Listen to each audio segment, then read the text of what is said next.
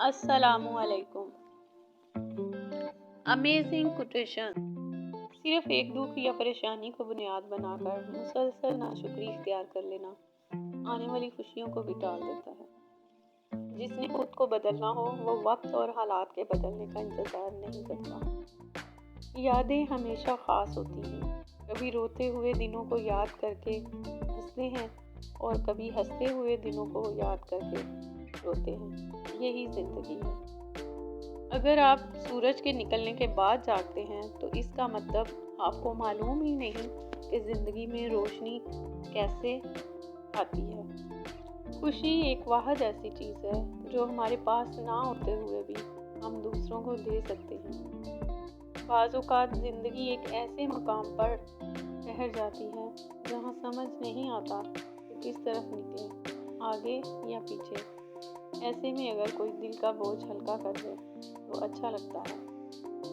دلوں پر الفاظ اثر کرتے ہیں، کچھ الفاظ دلوں میں اپنی جگہ بنا لیتے ہیں اور کچھ الفاظ دلوں میں زہر بھر دیتے ہیں۔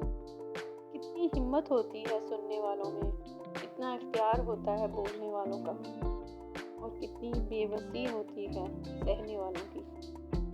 دوستی کے لیے خوبصورت چہرے ڈھونڈنے کی کوشش سے پرہیز کرو، کیونکہ اکثر خوبصورت چہرے دل کے کالے ہوتے ہیں۔ زندگی رلاتی بھی انہی کو ہے جو ہنستے ہوئے بہت پیارے لگتے ہیں۔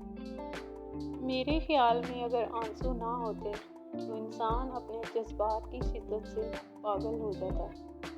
یہاں آپ کا خواب پورا کرنے کے لیے کوئی نہیں ہے، ہر کوئی اپنی تقدیر سنوارنے اور اپنی زندگی بنانے میں لگا ہے۔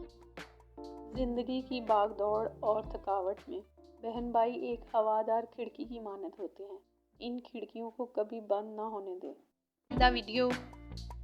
Please share, like and subscribe. اللہ حافظ۔